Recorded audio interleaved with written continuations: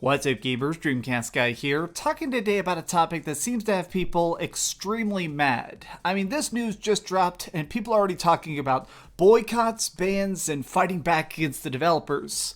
Now, this is about Spider-Man. You guys know this is my favorite superhero of all time. I'm completely obsessed with the web slinger, from comic books to movies to games themselves. I love, love, love Spider-Man. And when we started hearing about the new Avengers game, my biggest curiosity is, where is Spidey? Where is the wall crawler? Where is going to be what I think is the very best Avenger? Now, in general, I'm not super excited for this game, just to be brutally honest. I think the game looks like it has way too many loot menus. There's like 7 different types of currency.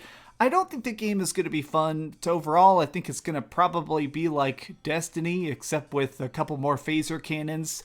But I definitely got more hyped when there were some rumors circulating that Spider-Man would be added to the game. Well, they finally announced it. He is coming, but only to PlayStation consoles. Let's take a look at this. Here we have the PlayStation blog. Spider-Man is coming to Marvel's Avengers exclusively on PlayStation. Now, obviously this logo is very, very good. Here's the thing that I kind of don't like. He's coming in 2021. One of the things that kind of annoys me a bunch, especially with games recently, is the fact that everything has to be a games as a service project. You can't just drop something now that has a good storyline and fun action and cool upgrades. You always have to try and have like a 6-month content roadmap. But let's go back to this.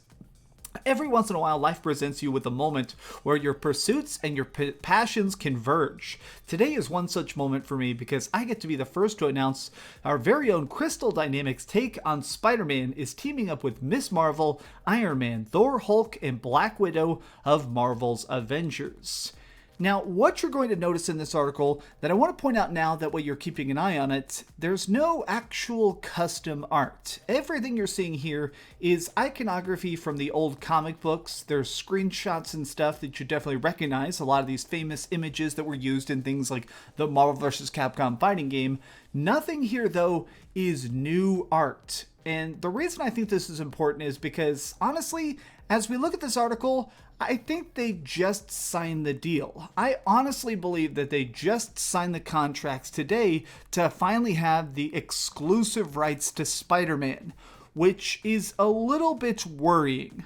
A lot of stuff about this Marvel's Avengers game, it kind of makes me feel like they're trying to rush this. They're very much in a hurry of trying to finish up the project, get things rolling, and kind of get this out the door, whether it's ready or not. And so the fact that they're talking about a character that is going to be in the game, but they don't even have a sketch, they don't even show us what his costume is going to be, they don't even have some gameplay of him sticking to a wall, this really kind of screams to me that the game is trying to finish things up even as they approach the release date, which is 1 month away. Now, going back to the article here, they're talking a lot about how they plan on designing Spider-Man. To make this team up go smoothly, Vince Napoli, our lead combat designer, is hard at work making Spider-Man just as great on sticks as he is on the page. This means making sure a hero moves and fights like he should, no matter which of our war zones he finds himself in.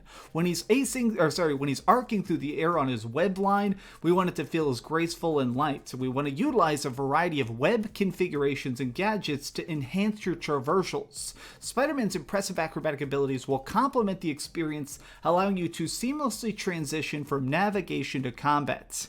I mean, since this game is kind of borderline sort of like it's almost going to be like Destiny, and that there's going to be like some sort of open world elements, and then there'll be like combat missions that are being done co-op.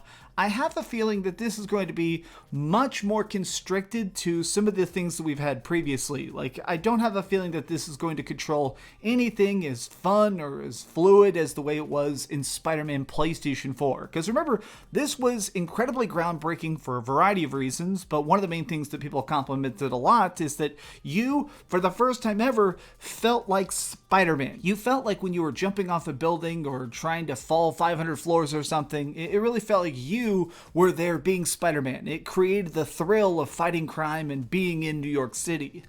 I think that this is because it is supposed to be mostly just an RPG with loot and random microtransactions and cosmetic stuff. I don't think that this is going to be the typical Spider-Man experience. But again, the thing that kind of has me a little bit disappointed and definitely has people the most outraged online is that I feel like this doesn't speak well to the game itself. I mean, we really can't forget the fact that this game is going to be an always online experience. It's focused on engagement. It's trying to get you to log in every single day for months and months and months. It's not about that fun. It's about just getting you to stick around long enough to get that next upgrade, buy that next piece of DLC, and to try and get you to keep coming back.